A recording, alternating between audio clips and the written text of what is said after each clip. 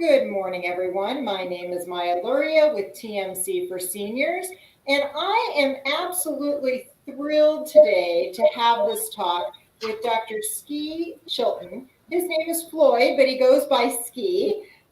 He is a professor with the University of Arizona School of Nutritional Science and Wellness, as well as the director for the Center for Precision Nutrition and Wellness. He has over 140, you heard me, 140 scientific publications.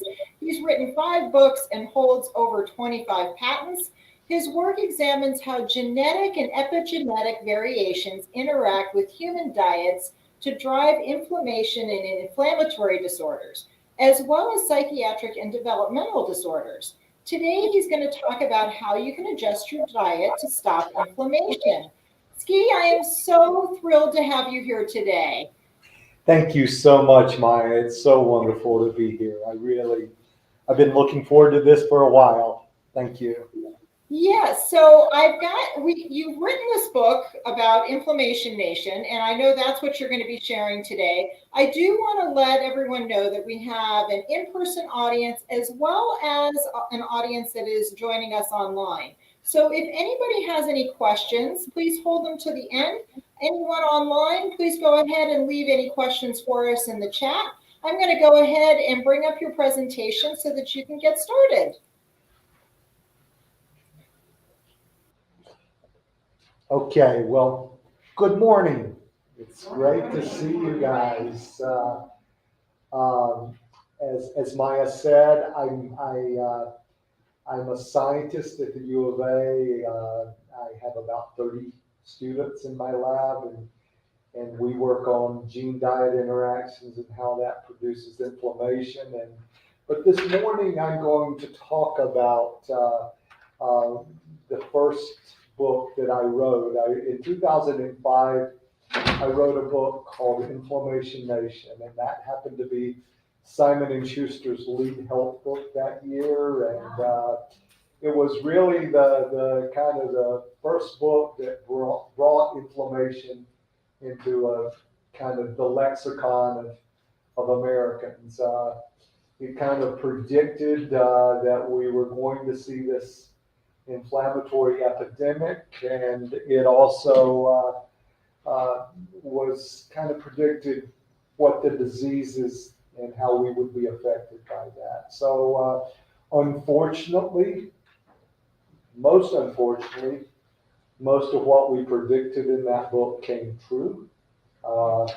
We are an inflammation nation, so now I'm working in giving talks about how do we escape inflammation nation, how do we escape the modern Western diet, even how do we escape our own unconscious minds. And you'll see my most recent book was called The Rewired Brain. It's how we mess up our lives with our unconscious minds.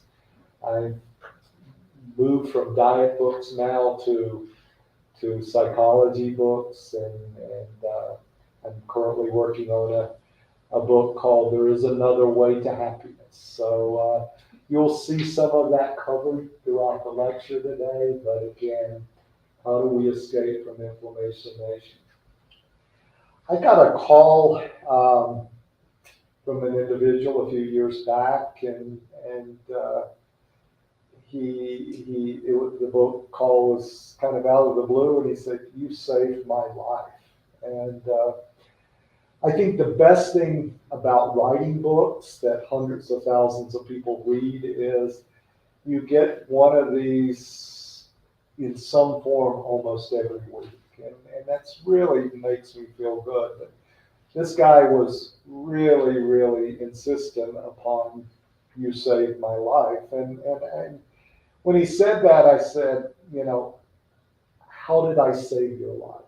I really wanted to understand what I'd done. And when you've written 5 books like me, sometimes you don't know what the most important words that you've said. What are the most important phrases that you've said? What are the most important concepts? What is directly hitting people where they are? But He was a disabled veteran. He was obese at 335 pounds. He was struggling with PTSD. He was addicted to alcohol and drugs. He was taking several medications and antidepressant meds. And he had recently been separated from his wife. Using, I think, a holistic approach derived from 3 of my books, my first 3 books, he said he had lost 102 pounds.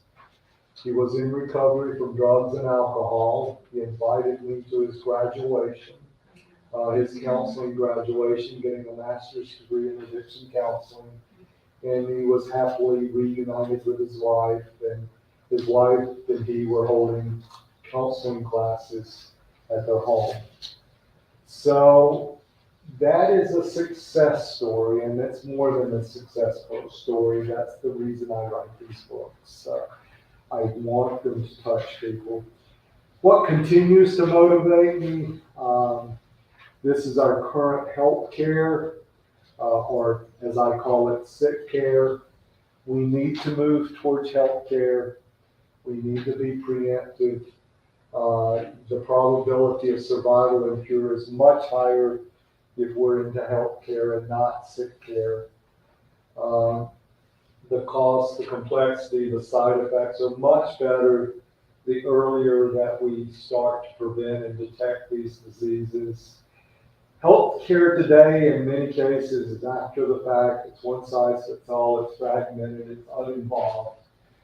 And certainly for our economy, it's $4.1 trillion. That's $12,530 per person.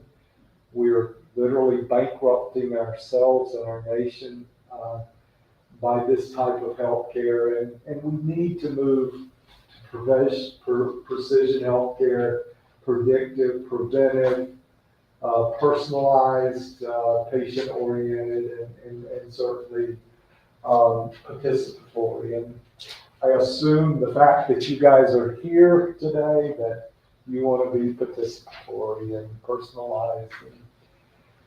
So one of the things that I want to first of all focus on, and I think it's not focused on enough, I think there's so many diet books that says do this, this, this, this, and this.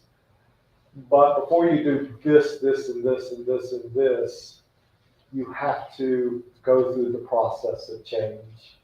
And as I spoke with Tom, Tom had told me that really it was understanding change, how he changed, why he changed. He actually read, the first book he read, his wife insisted that he read it because it was a book that I'd written with probably still the most influential female evangelical figure in the country, Lisa Turkhurst.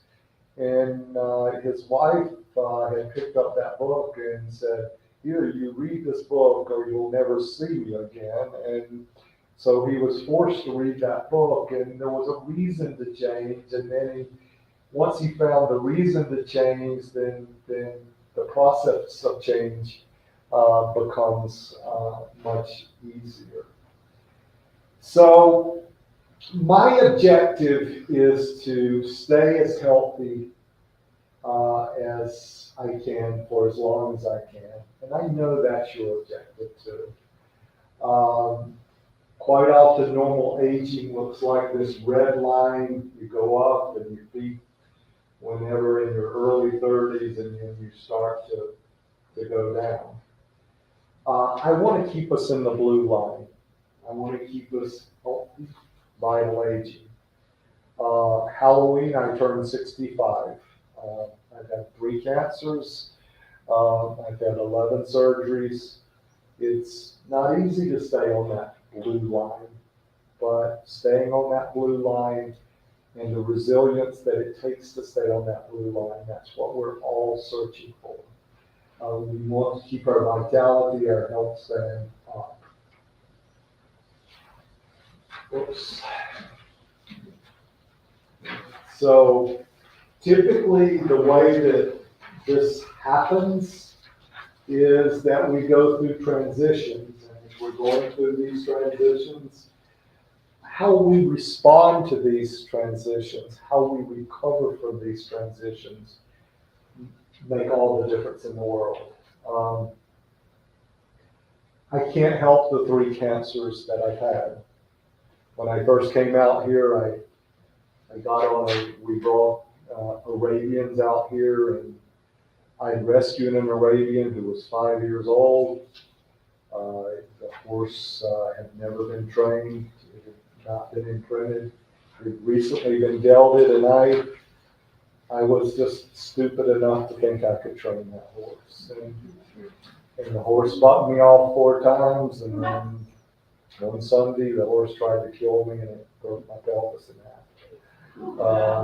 I have a metal pelvis, and they said, you know what, you'll never walk again. And I said, you know what, that's non-negotiable. That is just not.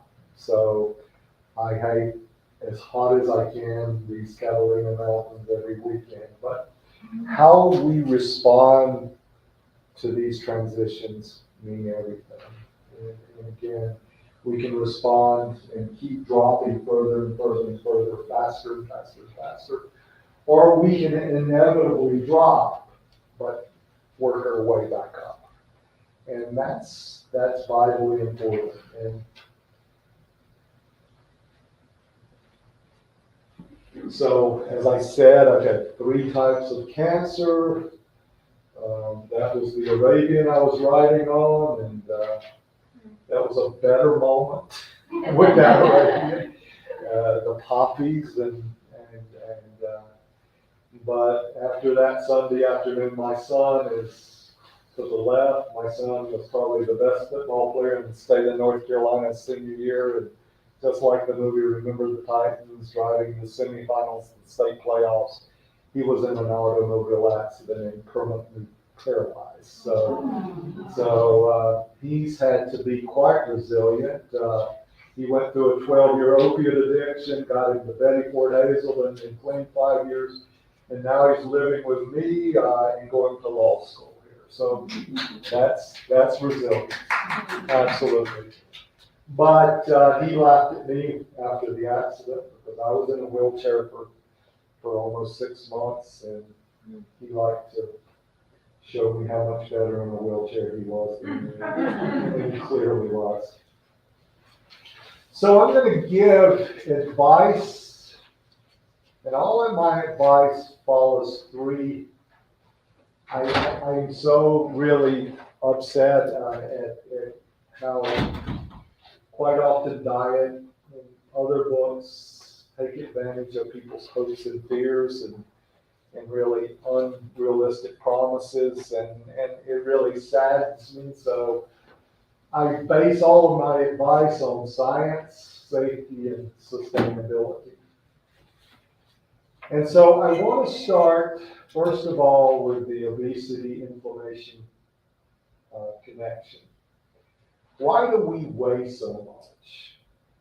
Why are we gaining weight at such a fast rate? It's not because we're a bunch of couch potatoes. On the contrary, there are several forces working against us and setting us up to fail.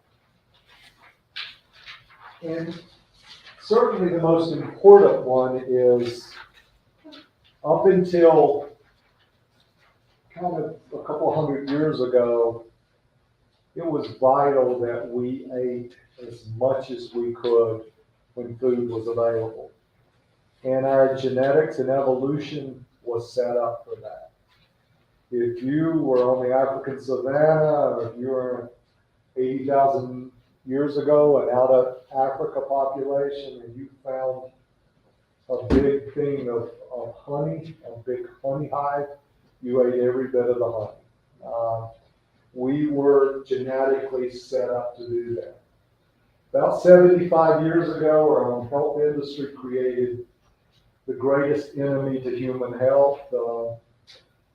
There's nothing we can do worse to a population than import our modern Western diet. Right now, 300 million, as much as the United States, Chinese have diabetes. That's just evidence. Put the American Western diet in a new society, and you would have been better off to put a nuclear bomb in that society, because, and it's about to happen in Africa. I spent a lot of time in Africa. But the modern Western diet is designed to manipulate your brain and your reward systems. And our genes could have never imagined that we could sit down at Carl's Jr. and eat 3,000 calories. Never could have imagined that as a possibility. So self-control is not the real problem. I mean, I'm going to give you strategies, but we're kind of in this situation that is incredibly unnatural, and certainly something that we were not. Evolutionary, modern humans emerged 200,000 years ago out of Africa, and as I said, until 100 years ago, it was necessary to eat. I actually started out in a house without a bathroom in the Appalachian Mountains. So people ask me about having garden. I never wanted to tend the garden. If our garden went bad, we starved. If our pig died, we starved. So that's not a hobby to me.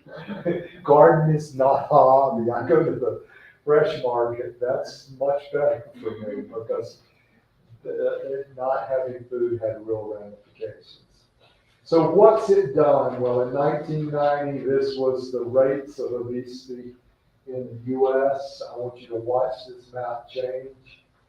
This was 2000. These are percentages in the yellow. Now we're 20 to 25% obese. This was 2010. The dark red is greater than 30% obese. And I just downloaded this yesterday. Now this is a different scale because they had to make a different scale. But this is the latest from the CDC, and you can see that the orange is 40 to 45%, and Kentucky, West Virginia is 45 to 50%. That is morbid obesity in this country. That is devastating. And it's as bad as it is for certain populations, it's much worse than for others. I mean, my lab studies health disparities in African ancestry populations and Amerindian ancestry populations, Mexican Americans. As bad as it is for certain populations, it's much worse than others. So this is absolutely devastating. So with obesity comes inflammation. So probably 30 years ago, the research showed that the more obese, the more adipose tissue you had, that macrophages, inflammatory cells, infiltrated those macrophages, and when they infiltrated those adipose fat tissue, then they produced inflammatory messengers, and they drove disease. And again, it's, as we say in the South, it doesn't matter which disease you're looking at, it's same church, different pew. Inflammation is driving them all.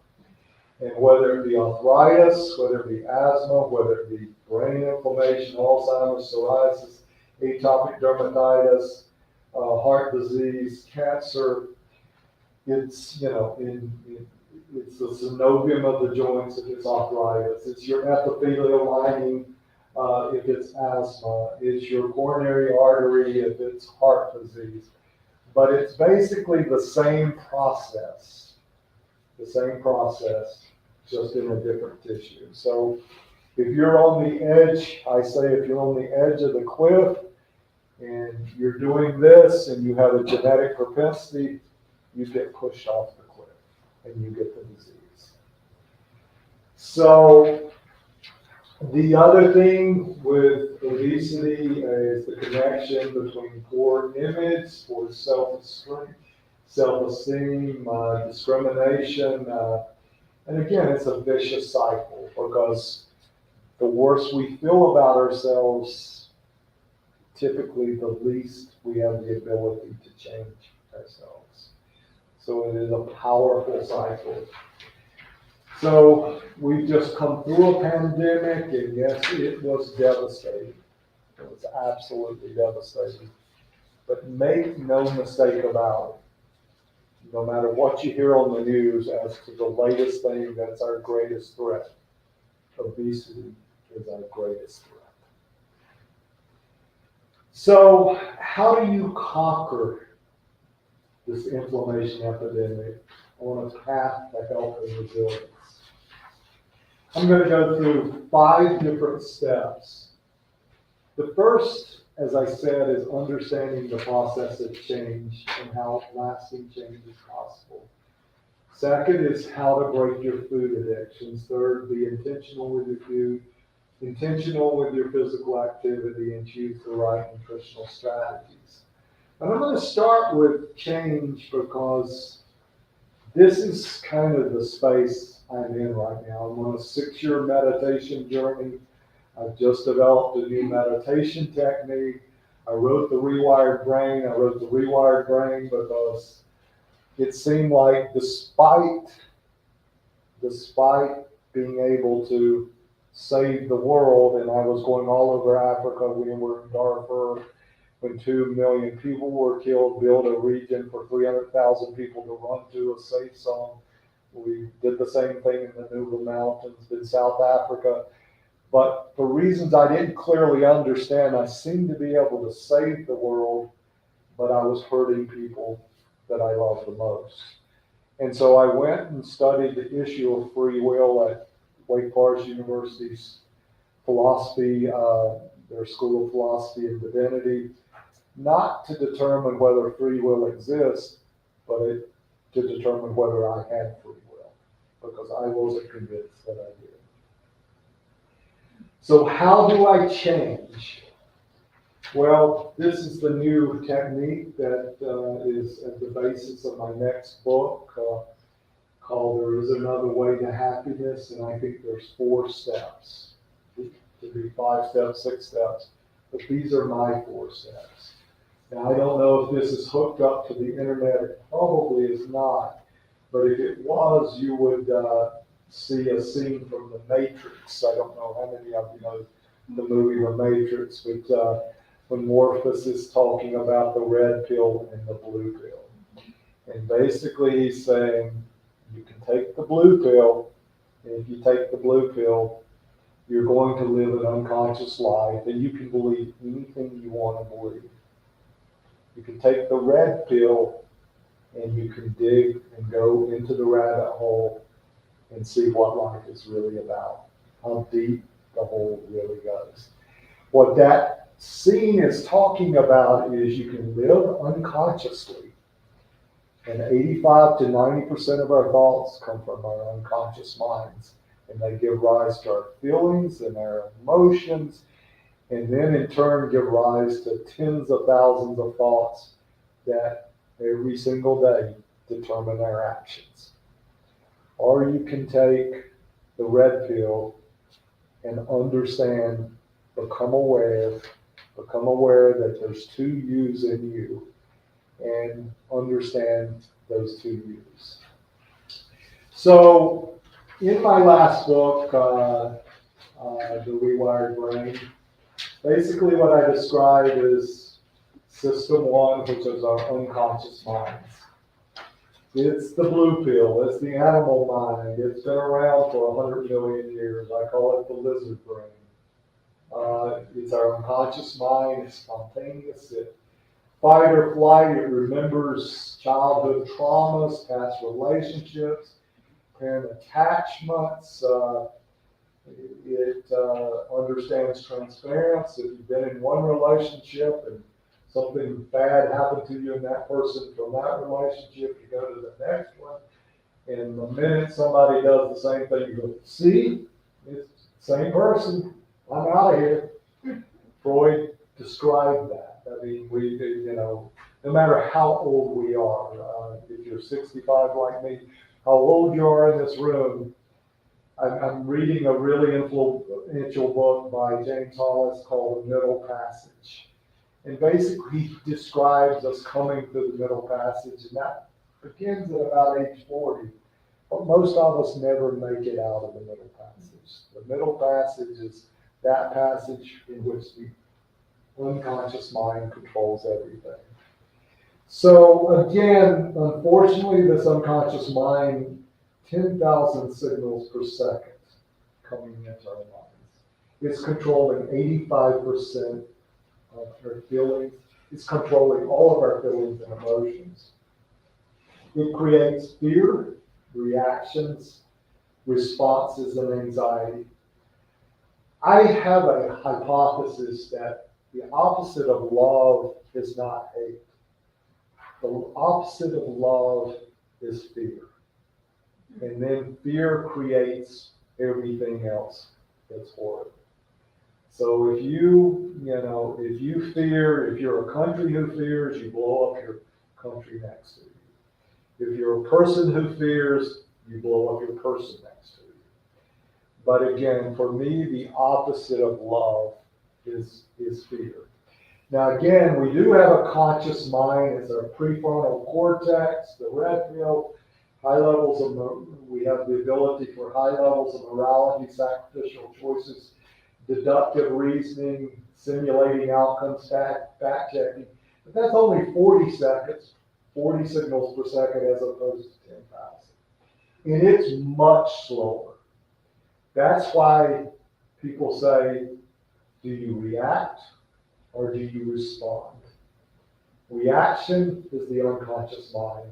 Somebody says something and you immediately say, you SOB, you get it. Responding is a half a second later. You're aware of your reaction. You're aware of the reaction that you're about. You're observing your reaction, and then you respond. And that's the difference between system 1 and system 2. We need a healthy balance. I say in the book, Homer Simpson or data are kind of the two models for this. We don't all want to be data, and we don't want to be all Homer Simpson, but we want Homer Simpson sometimes. We like his spontaneity. We like how funny he is. There's some things about Homer we like. And there's some things about data we like. If we're about to die, something going down, we want that calm man. We don't want this man. We don't want this man controlling, our situation. If you're in Darfur and there's an AK-47 pointed at your head, which happens quite often in places like that, we don't want this man there. We want this man there. But we want a balance, because system 1 does give rise to creativity and spontaneity and fun loving, and system 2 is fact checking. System 1 also gives rise to reactions, and so we need a balance. So, if we want to change our lives, we have to change our minds. And again, this is in all aspects of life, including our eating. This is a new meditation technique that I've developed, and it's the center of my most recent book. That book is not out yet. My agent has it, but it's called CAST. And the 4 steps of CAST are to understand, to awaken to consciousness. There's 2 me's in me. There's one me that's the observer. Now the observer is sitting there watching the crazy guy do his crazy things. And if you develop the observer, if you develop the observer, the crazy guy won't be doing as much crazy. I see so many homeless people in Tucson, and it breaks my heart. I've been here for 4.5 years. And I often see them shouting, on the street, shouting at people and things, and I go, wow, that person's crazy. And then I realize that the same thing is happening in my head. I'm just not articulating it. So I'm exactly like that person. There's no difference between that person and me, except what's going on in my head is not coming out of my mouth, but it's still going on in my head. So understanding that there's two yous in you. There's an observer, and then there's the troublemaker. A deepening awareness of your unconsciousness. Again, you got to know that guy, that loudmouth braggart in my case. You got to know who he is, you got to know his tendencies, and you got to be able to observe him and aware of him, and you have to be able to stop him, to slow him down. Again, surrender. I've been highly impacted, especially through my son, through 12-step programs. There are certain things that have happened to you in your life that you'll not be able to get over easily. One is childhood trauma. I mean, many of us take childhood trauma to our graves. I grew up, and my mom is still my hero, the hero of my life, but I grew up in a situation where she scared the hell out of me. I mean, I tell people, I wasn't afraid to go anywhere in Africa. I wasn't afraid to face the Janjaweed. The only person in the world I was afraid of was my mama. And so that in some ways left an imprint on me. I had to be perfect. I had to be a pleaser. It made me codependent. It made me a failure in relationships. Again, unless we understand those things, unless we can surrender those can be devastating. And then trust, have the confidence that there is, again, a higher power. If you're a person of faith, God. If you're not, a universal intelligence. But again, there's a higher power within me that it's going to be all right. It's going to be okay. Whoops, I don't think I was supposed to do that. Okay, so step 2. Step 1 is necessary to do the rest of the steps because the big mouth braggart also loves to eat.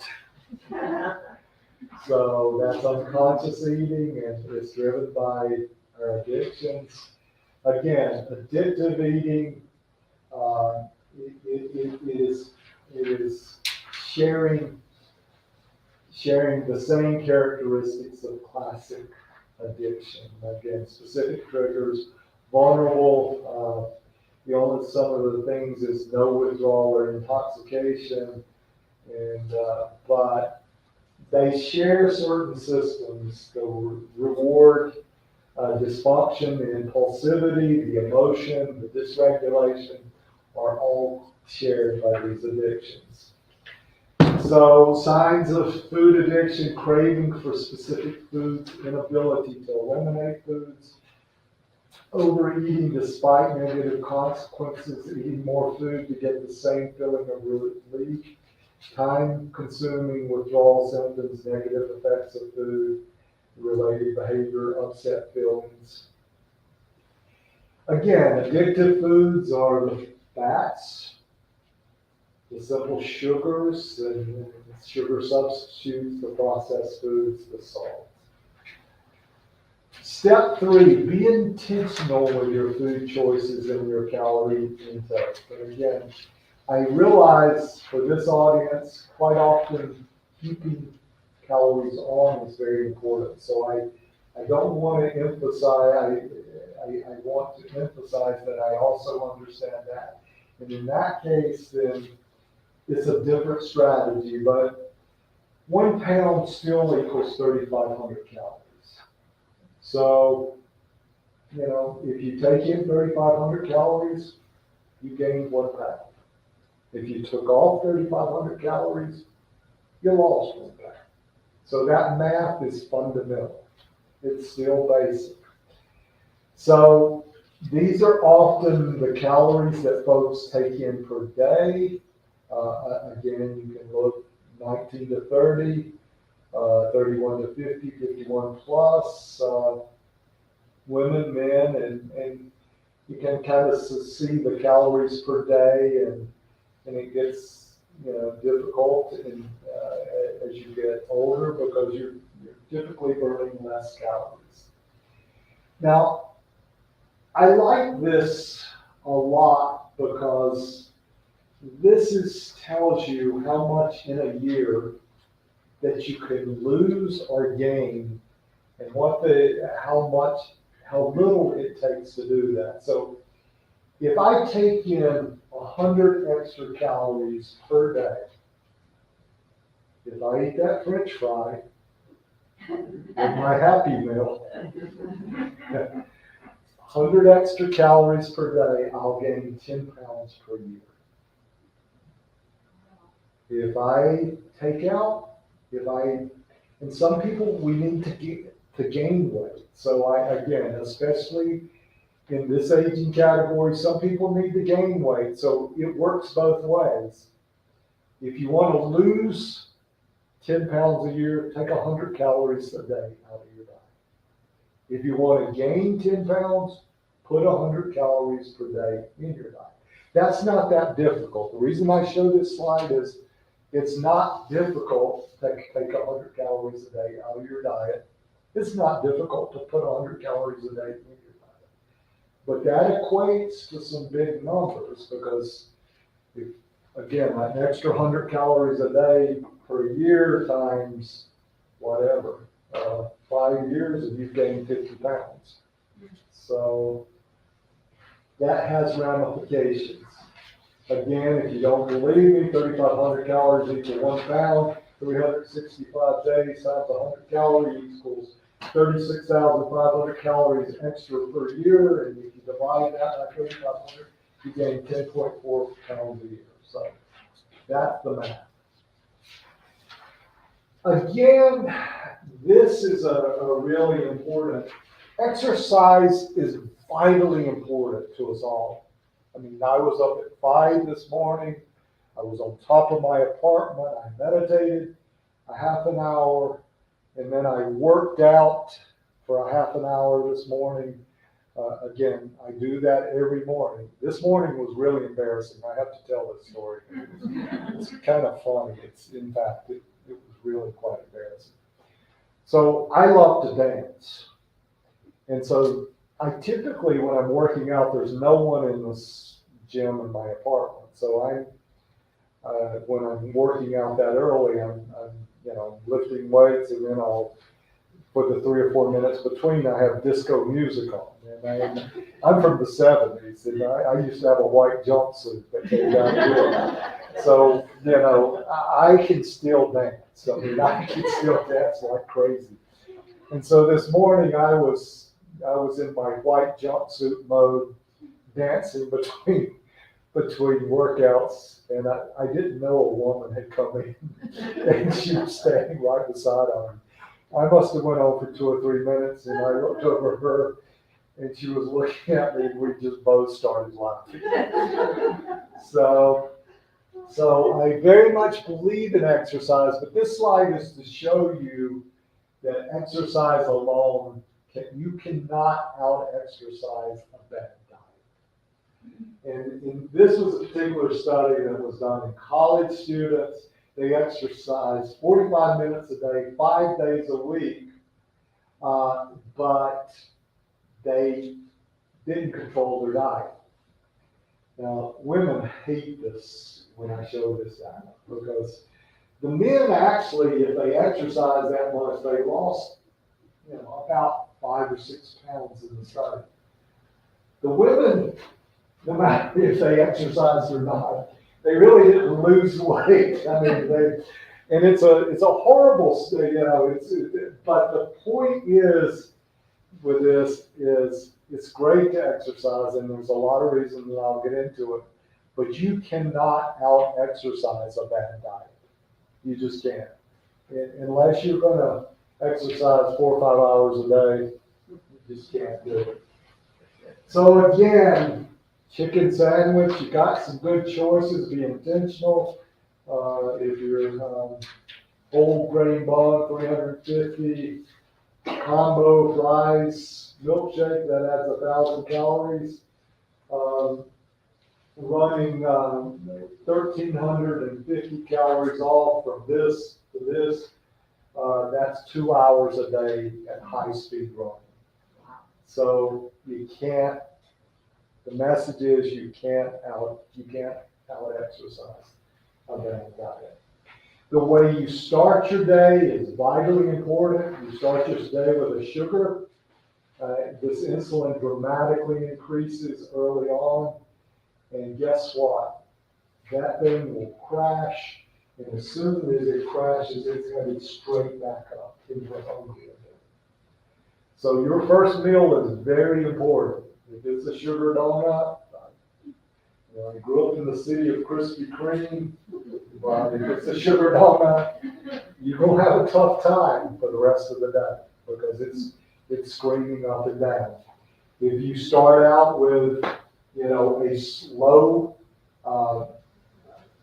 a low sugar meal, a whole grain, perhaps protein, eggs, something that's, then again, you're not going to see the blood insulin go as high, and it's going to stabilize you much, much better. Be intentional with your exercise. I love this cartoon. The exercise alternative. What fits your schedule better? Exercising 1 hour a day or being dead for 24 minutes? So, yeah, exercise is vital. It's especially vital as we get older. I mean, it's a key to my resilience. Why am I up at 5:30 every morning? Why am I disco dancing? Well, I love disco dancing. That's one reason, but it increases lifespan, muscle mass, prevents chronic disease, lowers blood pressure, stabilizes glucose, reduces inflammation risk, increases bone density, reduces depression, anxiety, improves cognition, enhances overall quality of life. This was a really fascinating study. It was published in 2008, and I don't see how in the world they did it, but it was basically, they found 800 twin pairs that had lived differently, that had lived in different locations. And they looked to see in the twin pairs, the more active twin pairs or the less active twin pairs. And what they showed, and again, this is telomere length, this is at the end of the chromosome, is an independent measure of aging. And those people who were more active had 8 more years of life just by measuring their telomere length. So again, independent measure of aging. Again, I just said that you cannot exercise enough to zero out an unhealthy diet. Exercises are also really cool in that if you diet alone and exercise, you're going to lose weight, but you're also going to get pretty muscles. I mean, when I lift every morning, I'm doing high reps, 15 to 20 reps, low weight. I want pretty muscles. I mean, I want to go to the beach. Which way's the beach? It's that way.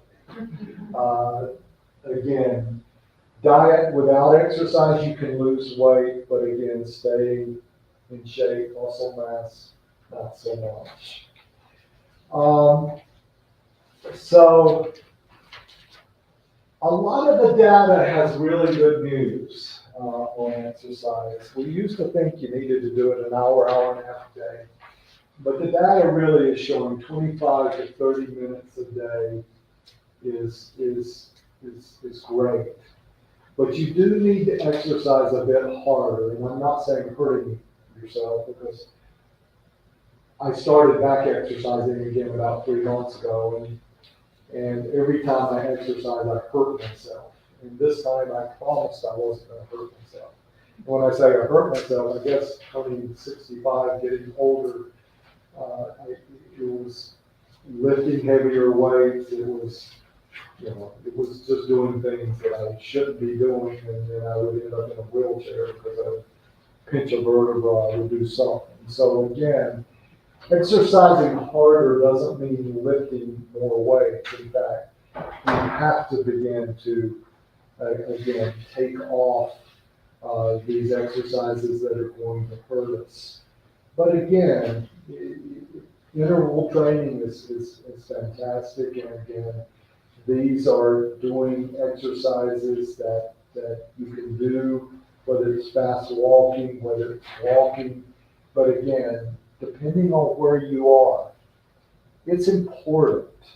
It is so important. When that doctor said, you're not going to walk again after my horse accident, it's important that I was saying, the hell you say, watch me walk. Again, resilience, our minds, some things are non-negotiable. And I realize that, that there are certain health situations that can be devastating. But the degree of their devastation can be controlled by our minds and the way that we exercise, the way that we live. Our mind's stress is directly hooked to our adrenal system. Our adrenal system pushes out cortisol. Cortisol pushes out inflammatory cytokines. That pushes inflammation. Calming your mind is vital. You don't want, if you want to help yourselves, again, why am I on a 6-year meditation journey? I want to calm my mind. I want my mind to be calm. Make it fun and varied. My disco dancing this morning, that was, my exercising was fun and varied. Step 5, choose the right nutritional strategies. I've already said this. Don't start out your day with sugar. Don't start it out. You're going to crave all day, and it's going to feed into the addictive cycle. Avoid processed foods. Increase your protein content. Reduce simple carbohydrates. Increase complex carbohydrates and fiber. Increase polyphenols. Increase omega-3s. And so by far the most data in the world right now, and again, you can believe it. The worst thing about diet studies is they contradict themselves every 3 years. But there's one you can depend on. There is one that is highly consistent.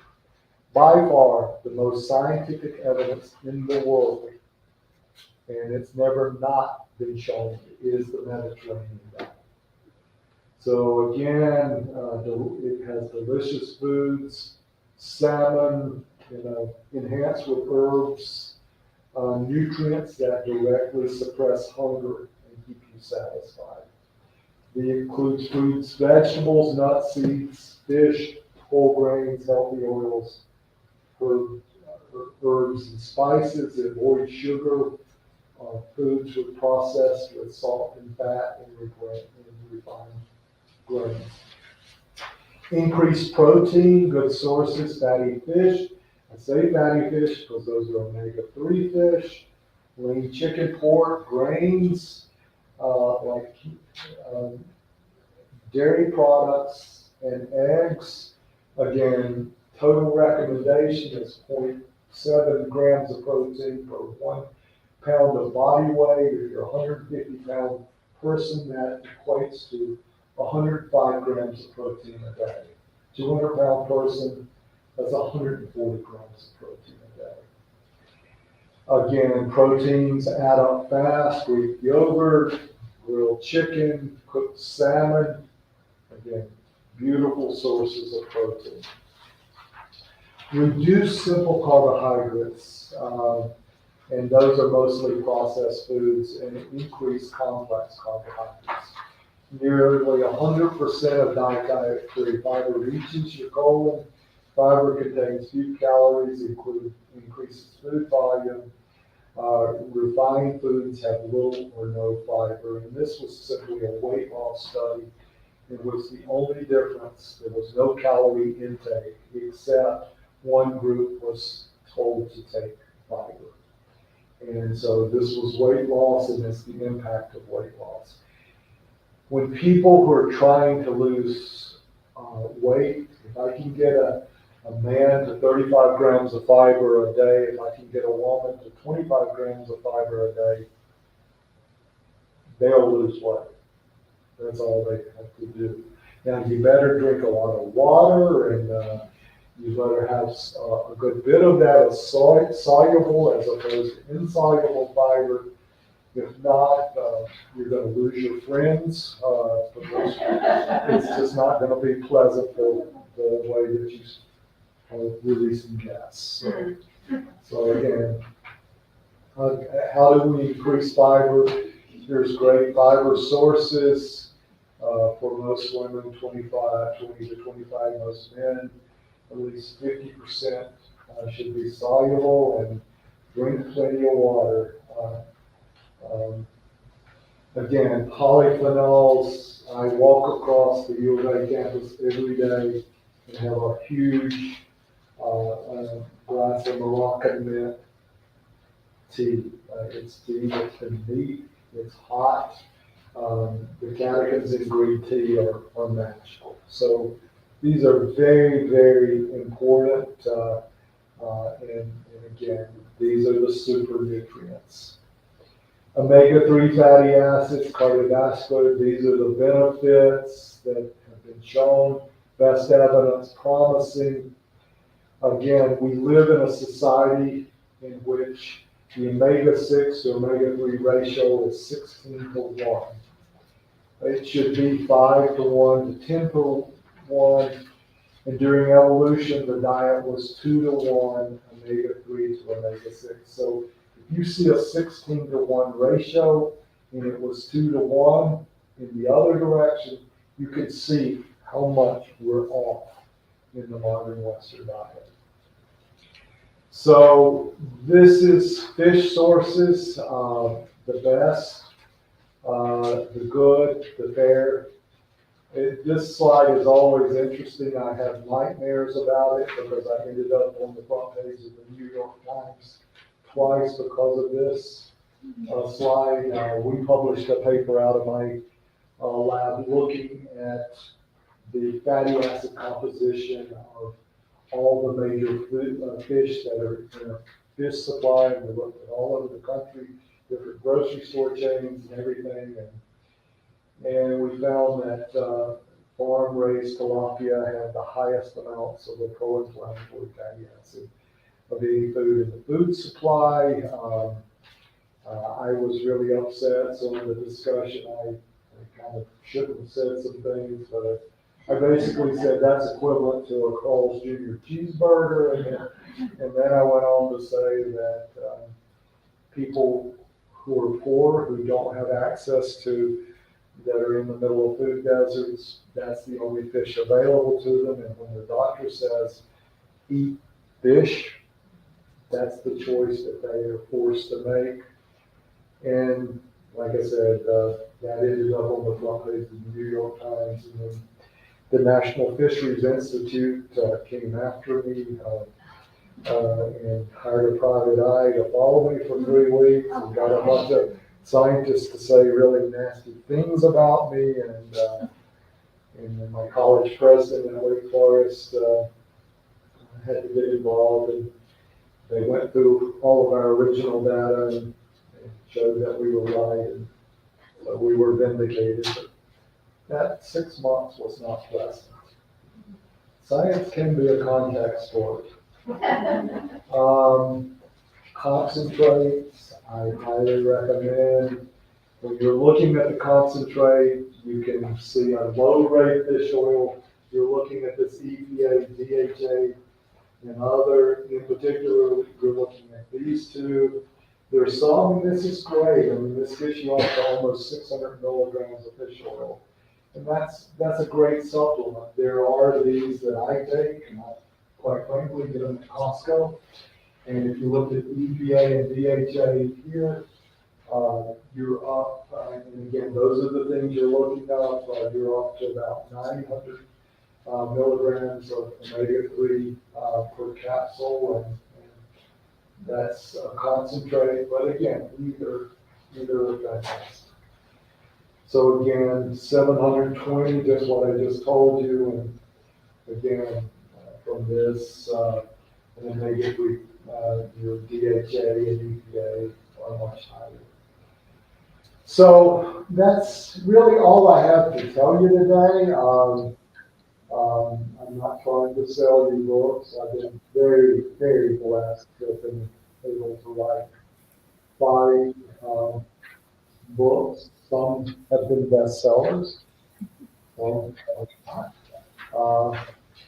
It's so interesting. The Rewired Brain was really released in 2016 during the election, and there was if you remember that election, there was a lot of stuff going on. The book did not sell well, but if you go into any airport right now, it's on the choice book stand, and it's on the fry store right next to my house. So it's done quite well. It had to do well in a different setting. So that's the way these books are sometimes. Sometimes they come out and the circumstances are not advantageous for you, and other times they come out and they're not advantageous, but they find another way to find the public. And certainly that book has done that. But I'm happy to take any questions. I think we said we were going to do online first,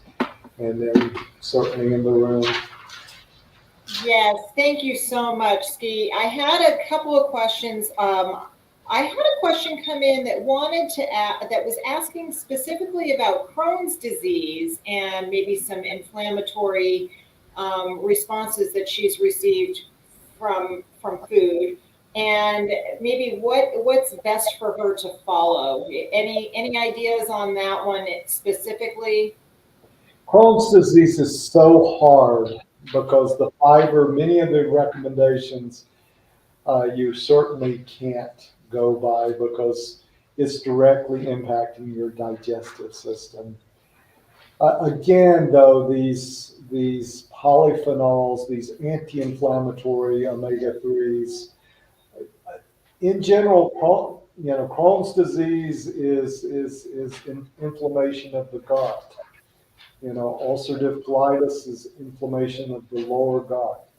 As I say, it's same church, different pew. It's inflammation. So again, the recommendations that I've given to lower inflammation, the foods that lower inflammation, the only thing that probably you can't say with regard to Crohn's disease is those fiber recommendations, because they could probably be fairly devastating. And I know Crohn's disease is always a tough one for me because you're taking in this food and you're taking in the food,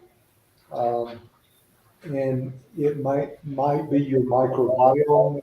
There's a lot of things that could be going wrong, but in general, reduce inflammation. Okay, and I know, we had a question come up saying, I can't afford to see a dietitian, but they want to try to, do what they can to make things from scratch and figure out what would be best to incorporate in their life. I don't know if you have any suggestions for what somebody might be able to do if they're not able to see a dietitian. I was going to maybe suggest we do offer through the University of Arizona, we actually have nutrition consults that we run several times a year, where you can come in and actually meet with one of the senior nutrition students who is just getting ready to graduate, and they love to be able to talk with people and really get some more experience on that as well. And maybe that would be something that would be helpful. Well, I think it is, but I think if they have access to the handout that that everyone in this room does. There's a lot of really good stuff in there. I mean, put yourself on a Mediterranean diet. I mean, any nutrition consult that you hear from, that's going to be the first thing out of their mouth, because part of the problem with nutrition is unless I know your genes, unless I know your metabolism, unless I know, then the one size fits all is really getting a bad rap right now. But there is one diet that I've never seen a negative study, and I've never failed to see a positive study, and that's the Mediterranean diet. So again, polyphenols, the ones I've mentioned, I've never seen polyphenols, whether it be, the berries, whether it be the green tea. There's the evidence is absolutely overwhelming. So I don't know if the person is overweight or underweight. So those are where they probably would need help. But as far as the right nutrition, yes, get the consult, but in this handout, you know, follow Mediterranean diet and increase your polyphenols, and in general increase your omega-3s, and life's going to get a lot better. Great. And we can definitely share your presentation with our online audience because we have quite a few people watching today. I also just wanted to get your take on exactly what is precision nutrition. As the director, can you share exactly what does that mean? Yes, and that's part of what I was talking about. What we're understanding is your ancestry makes a great deal of difference in what's good for you. Now, the reason omega 6s are so high in our diet is in 1961, the American Heart Association said saturated fatty acids are bad. Eat polyunsaturated fatty acids. The industry was ready, so we went from 1.5% energy up to 8% energy of PUFAs. They were all omega 6 PUFAs. So, what precision nutrition does, probably our greatest claim to fame in my lab, is what we went on to show is African ancestry populations take those omega 6s to bioactive long chain omega 6s and converts them to highly pro inflammatory mediators. So, a recommendation that may be good in this case for a European ancestry population can potentially be devastating for an African or Amerindian Mexican American population. So one size fits all is no longer working. One size fits all can be devastating. And so in the next 10 years, you're going to see nutrition go from nutrition to precision nutrition. I've given 6 talks in 3 weeks about this topic. And they're all, what are the next steps? What are the steps that are necessary to take us to this level of specificity? But we can no longer be going around saying, this is good for you, this is good for you, this is good for you. There are some examples where the Mediterranean diet is good for everyone. Polyphenols are good for everyone, but the one size fits all, in fact, can be devastating to the population and benefiting another. And we've got to get much, much more precise. And my lab does that through genetics, genomics, and gene diet interactions and understanding those interactions. It's very fascinating, and I know we're seeing a lot of that also in medicine, and really targeting with specific cancers. This precision, the precision medicine technique. So it's wonderful to hear that it's also you're discovering it in the nutrition piece of it too. It started in cancer, and cancer was really the proof of principle. And now it's, I was on the call with Dr. Day 2 days ago or last Friday, and all we talked about was precision health and precision health and climate change, precision nutrition. So, yes, it started in cancer, but it's going to impact every part of medicine, health, and diet. Thank you. So I want to thank you from our online audience. I'm going to turn it back over into the room for you, but I'm going to wrap up online. And we're so thrilled that you were able to be here today. And I hope you'll come back and share more about all the different topics that you have. It was really wonderful. So thank you for being here. Thank you so much, Maya. Thanks. Okay, so we are going to have our next presentation on Thursday, November 17th. It will be with Mary Milady over here at our TMC Wellness. She is going to be speaking about maintaining healthy habits when life gets busy. As we know, the holidays are right around the corner, and this is certainly when life gets busy for us. So we hope you'll join us then. It will be on Thursday, November 17th at 10 a.m. Thank you so much for being here today.